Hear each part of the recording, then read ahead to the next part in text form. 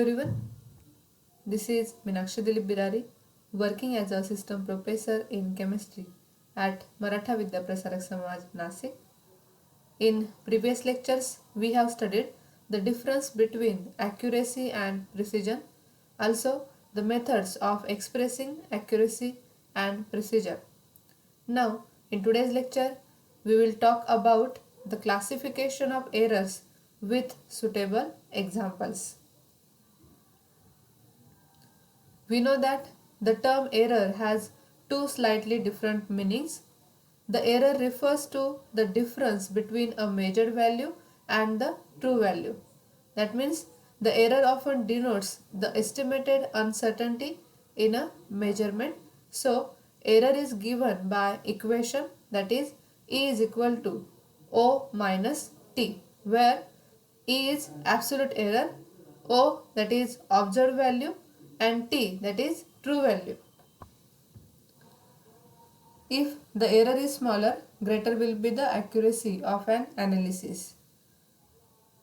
And the errors are expressed in terms of percentage or in terms of parts per thousand, that is PPT.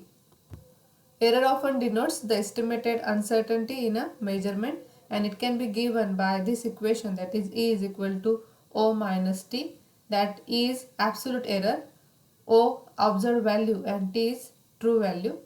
So the difference between a measured value and the true value, it is also related to error. The errors which can affect an experimental result are conveniently divided into two classes. So what is the classification of error? So chemical analysis are affected by at least two types of errors. Systematic or determinate error, which causes the mean of data set to differ from the accepted value. And second one, that is random or indeterminate error, causes data to be scattered more or less symmetrically around a mean value. So, the errors which can affect an experimental result are conveniently divided into two classes. First one, that is determinate error, and second, that is indeterminate errors. The borderline between the two is vague and indistinct. So, we will see in detail about the types of errors, indeterminate and determinate errors, with suitable examples. The errors are classified into two types. One is determinate error and indeterminate error. Then on the basis of source of the determinate errors, that are divided into four types. These are operational and personal error, instrumental and reagent, method error, and also additive and proportional errors. The determinate errors are also known as systematic errors, and indeterminate errors are also called random errors. So, the errors which can be avoided or whose magnitude can be determined are called determinate or systematic errors. And on the basis of source, the determinate errors are further divided into four types. These are operational and personal, instrumental and reagent, methods, additive and proportional errors. Then indeterminate errors are also called random errors or accidental errors. These errors are caused by unknown or uncontrollable factors. They are shown by small differences in successive measurements made by the same person under virtually identical conditions. So, determinate errors are systematic errors, whereas indeterminate errors, these are random errors or accidental errors. These determinate errors are further classified into four types. So let's see few examples related to determinate and indeterminate errors. First of all, determinate errors or systematic errors. Systematic errors or determinate errors have a definite value, an assignable cause, and are of the same magnitude for replicate measurements made in the same way. These are the errors which have some assignable cause. These errors can be discovered, corrected for, and hence can be eliminated. Their behavior and their effect on the result are understood. Determinate errors can be further subdivided on the basis of their source, that is, whether the error lies in the chemistry of the experiment, the equipment used, or the person carrying out the experiment. The systematic errors also lead to bias in measurements results. So the determinate errors are further classified into operational and personal error. So this classification, it is according to their source. On the basis of their source, whether the error lies in the chemistry of the experiment, the equipment used, or the person carrying out the experiment, the determinate errors are subdivided. So first class, that is operational and personal error. The errors caused by humans are self-responsible and have nothing to do with experimental methods or procedures. They are physical in nature. So the operational and personal errors are mostly physical in nature. For example, incomplete trying of analytical samples before weighing, mechanical loss of materials during different steps of analysis, and incorrect technique involving the transfer of solution, lack of reproducibility of result in solvent extraction, underwashing or overwashing of precipitates in gravimetric analysis. So these are the errors for which the individual worker is held responsible and are not connected with the method or procedure. Operational errors are mostly physical in nature and occur when sound analytical technique is not followed. For example, mechanical loss of material in various steps of analysis, underwashing or overwashing of precipitates, ignition of precipitate at incorrect temperature, insufficient cooling of crucible before weighing, allowing hygroscopic materials to absorb moisture before or during weighing. Then personal errors arise from the constitutional inability of an individual to make certain observations accurately. This includes misreading a burette, that means for example 29.4 ml instead of a correct value 29.3 ml. Or also we can take the other example, listing 2 gram weight when a 1 gram weight was used. So that is inability to understand the reading or inability to understand the endpoint correctly. For example, orange color being understood as a pink color. Also, misinterpreting directions, that is adding concentrated nitric acid instead of 1:1 or adding 10 ml when directions call for 1 ml, like that. So there will be the different things, mistakes in calculations, misinterpreting directions, as well as inability to understand the endpoint correctly. Also the misreading of a burette. So like that. So these are nothing but related to personal errors. Also mistakes in calculation, that is also one of the personal error. So these are the few examples which are related to operational and personal error. So these are the errors for which the individual worker is held responsible and are not connected with the method or procedure. So errors of this type can be minimized or eliminated by repeated measurements, development of skill and self-discipline.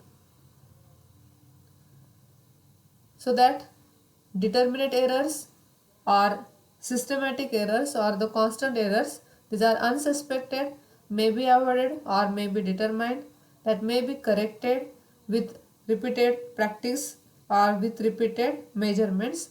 Also errors in calibration, operation of measuring instrument, also avoiding the impurities in the reagent. So these are nothing but related to determinate errors. Determinate errors can be combated by use of calibrated apparatus, use of blanks and controls, several analytical procedures, by eliminating impurities, or also by carrying out the experiment under various conditions. So also we have to study in detail minimization of errors in next lecture. So how to minimize the different types of errors we will study in the next lecture, in that how to eliminate the errors. Now the next one, that is related to again operational or personal error. Individual analyst is responsible. Already I have explained that there are sometimes the systematic errors where the individual worker is held responsible and are not connected with the method or procedure. So that individual analyst is responsible.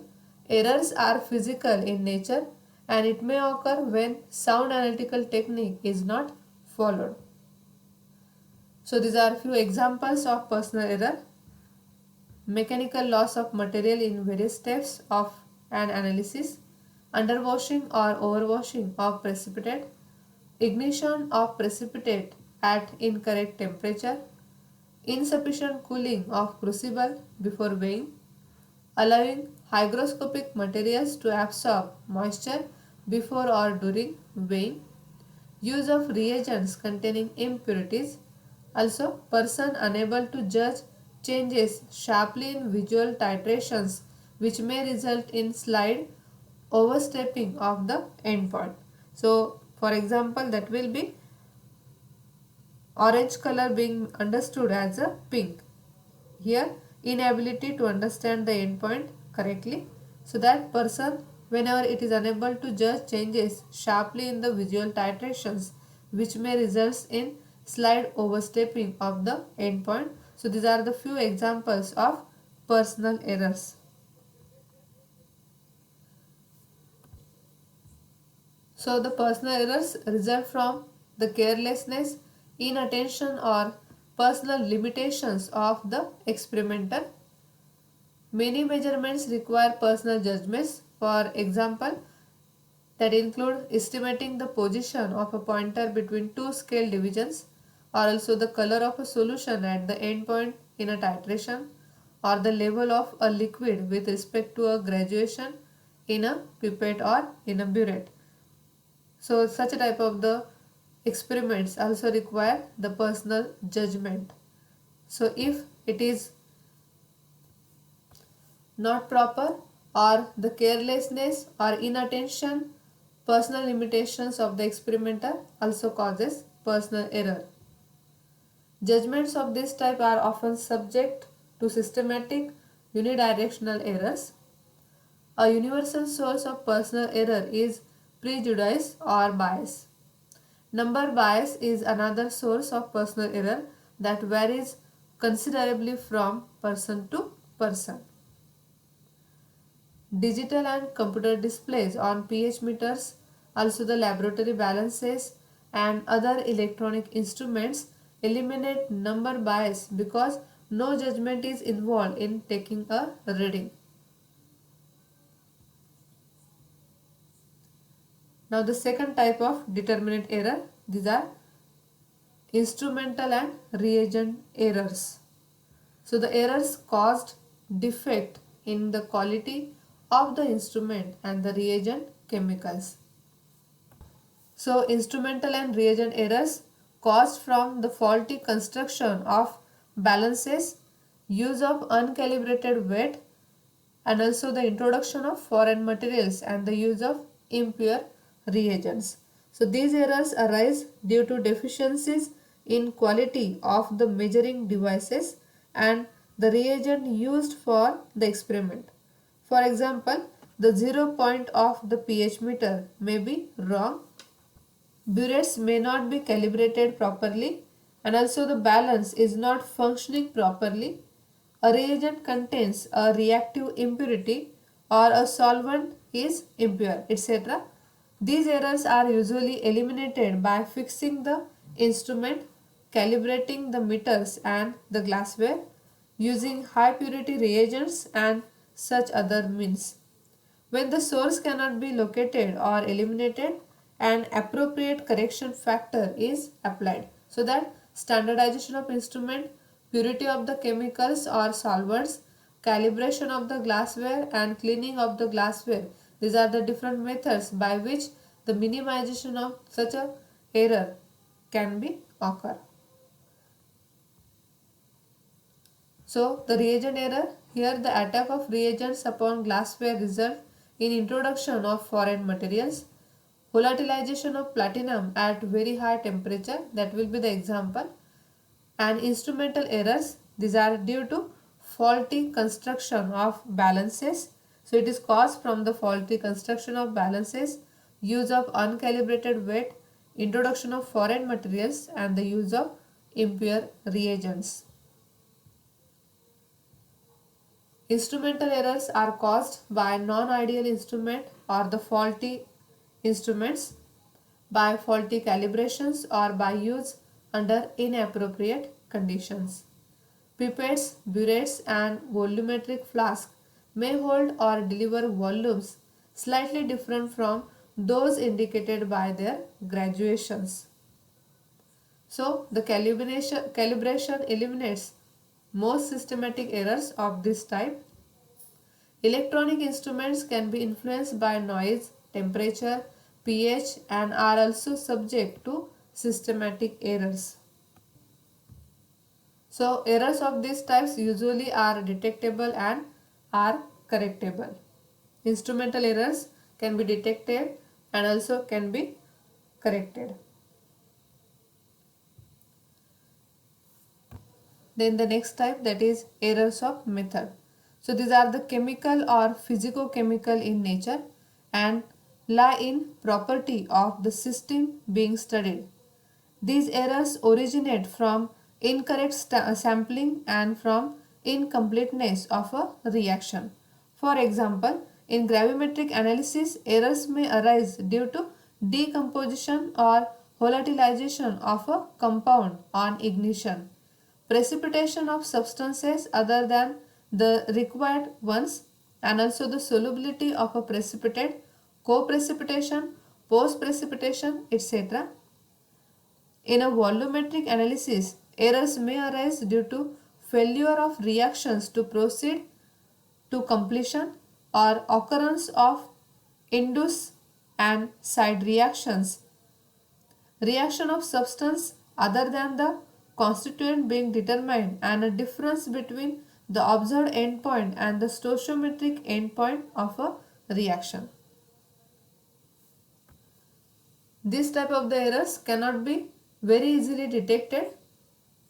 For example, pH meter has been incorrectly standardized, background faulty detector response, or in chromatographic and spectroscopic methods of analysis.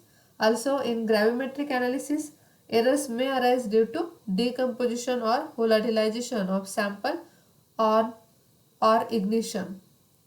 So there may be the different things: selection of method, wrong sampling measurement, incomplete reaction, or over external conditions like decomposition on ignition, solubility of the reagent, also co-precipitation, post-precipitation. So this can be related to that by changing the condition of the experiment, also by running a blank with proper selection of method, also by using a pure chemicals, and by considering the correction factor, they can be minimized. So the errors of this type which are inherent in the method are difficult to detect, minimize, or to remove. They can be corrected by changing the conditions of the experiment or running blanks and applying appropriate correction factors.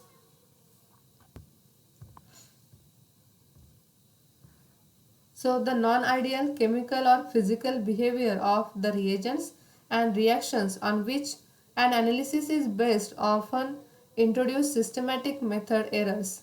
Such sources of non-ideality include the slowness of some reactions, the incompleteness of others, the instability of some species, the lack of specificity of most reagents, and the possible occurrence of side reactions that interfere with the measurement process. So these are the chemical or physico-chemical in nature and lie in a property of the system being studied. These errors originate from incorrect sampling and from incompleteness of a reaction. Errors inherent in a method are often difficult to detect, and hence these errors are usually most difficult to identify and correct, or also to minimize or remove. They can be corrected by changing the conditions of the experiment or running blanks and applying appropriate correction factors. So, the method errors originate from incorrect sampling, incompleteness of a reaction. We also explain that in gravimetric analysis, during co-precipitation, post-precipitation, related to the solubility of precipitate, method errors arise. Also, volatilization and decomposition on ignition. Then the precipitation of substance other than intended one, the method errors are there. In titrimetric analysis, errors may due to occurrence of induced and side reaction, reaction of substance other than the constituent being determined, and a difference in the observed and the stoichiometric endpoint of a reaction. So these are the examples of method errors. Now the next one, proportional errors. Proportional errors decrease or increase in proportion to the size of the sample. A common cause of proportional errors is the presence of interfering contaminants in the sample. For example, a widely used method for the determination of copper is based on the reaction of copper second ion with potassium iodide to give iodine. The quantity of iodine is then measured and is proportional to the amount of copper. Iron third, if present, also liberates iodine from potassium iodide. Unless steps are taken to prevent this interference, high results are observed for the percentage of copper because the iodine produced will be a measure of the copper second and iron third in the sample. The size of this error is fixed by the fraction of ion contamination, which is independent of the size of sample taken. If the sample size is doubled, for example, the amount of iodine liberated by both the copper and the iron contaminant is also doubled. Thus, the magnitude of the reported percentage of copper is independent of sample size. Additive errors are sometimes called constant errors. The absolute value or magnitude of additive error is independent of the amount of the constituent in the sample. This means that for different weights of some of the sample, the absolute value of this error remains the same. On the other hand, proportional errors increase or decrease in proportion to the amount of the constituent in the sample. This means that for different weights of the sample, the absolute value of this error are different. For a given analysis, the additive error will become more serious as the amount of sample decreases. And the proportional error arises by the impurities present in a standard substance. It leads to an incorrect value in the normality of the standard solution, loss in weight of crucible in which precipitate is ignited, and errors of weights, that is additive error. So the additive errors are independent on amount of constituents in the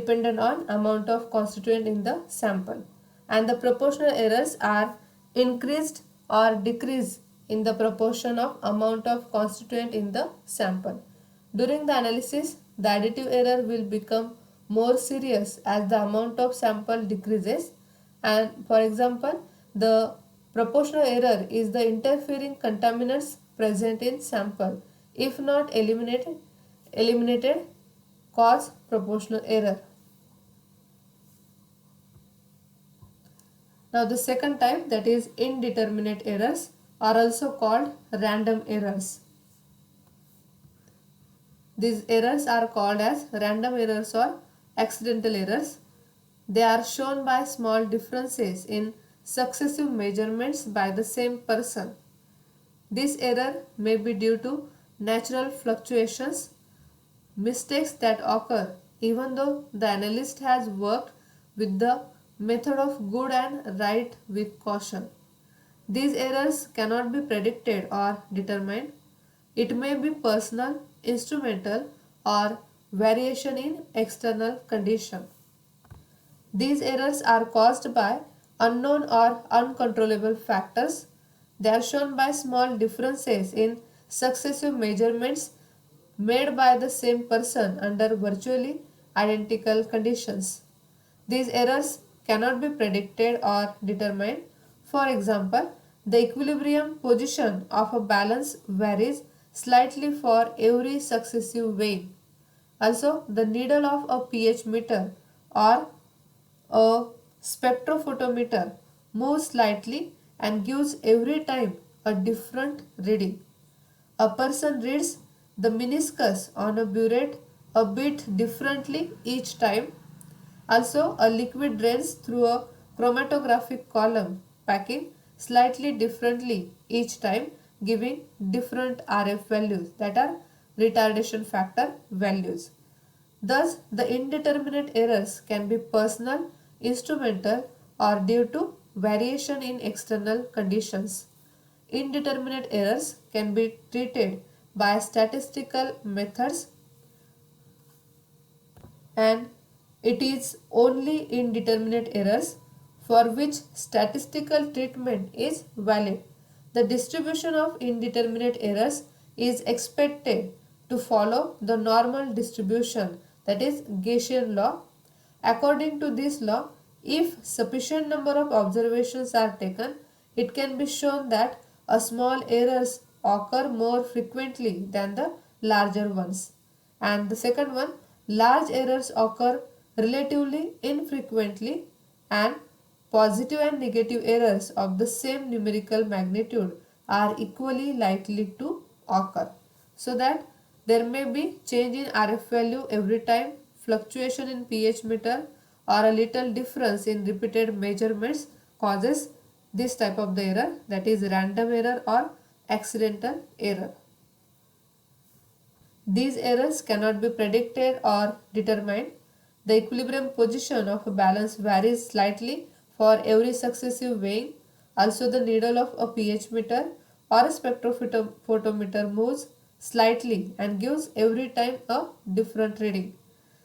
The indeterminate errors can be personal, instrumental, or due to variation in external conditions.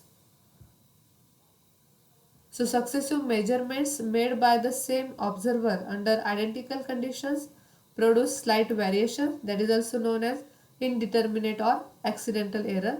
Its elimination by the analyst is impossible. Errors occur by accident or by chance.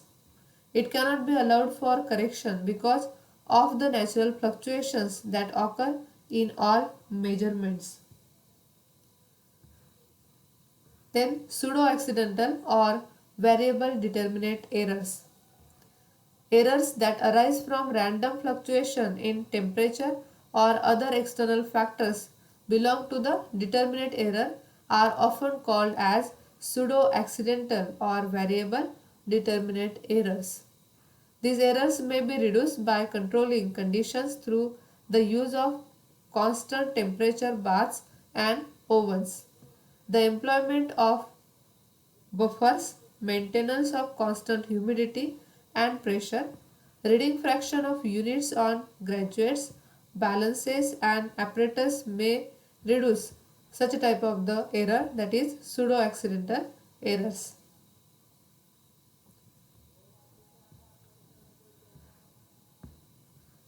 Then distribution of random errors.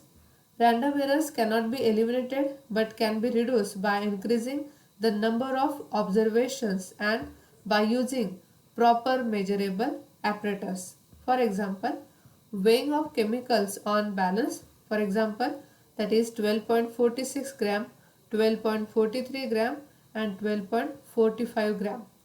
So if we consider the measure value and the frequency, this graph it shows that this peak it is for distribution of observations with random error, and the second peak that is for distribution of observations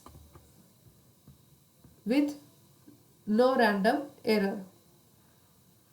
So the random errors cannot be eliminated but can be reduced by increasing the number of observations and by using proper measurable apparatus. Normal error curve. So that was first studied by Carl Friedrich Gauss as a curve for the distribution of errors. He found that the distribution of errors could be closely approximated by a curve, and that is called the normal curve of errors. In normal error curve, the frequency is plotted against mean deviation. When the frequency is maximum, the error is nil, and when the frequency decreases, the magnitude of error increases. So these are the two examples. In normal error curve, the frequency is plotted against the deviation, and when the frequency is maximum, the error is nil, and when the frequency decreases, the magnitude of error increases. Then Gaussian curve or normal error curve. When the sample procedure is applied to a very large number of random uncertainties, a bell-shaped curve results, and such a plot is called a Gaussian curve or normal error curve. So here this peaks, first one it represents the distribution of observations with random error, and the second one it is for distribution of observations no random error. So when we observe the plot, that is frequency against deviation from mean. So the middle one that is for 0, here positive values and there will be negative values. So by plotting such a type of the graph, we get the distribution of observations with random error and distribution of observations no random error. So when the same procedure is applied to a very large number of random uncertainties, a bell-shaped curve results, and such a plot is called a Gaussian curve or a normal error curve. So in today's lecture, we have studied the classification of errors with suitable example. The errors are mainly classified into two types: determinate or systematic errors and indeterminate or random errors, accidental errors. Also, on the basis of source of determinate errors are further classified into four types: operational and personal errors, instrumental and reagent errors, additive and proportional errors, and also errors of method. In next lecture, we will discuss how the minimization of errors can be done.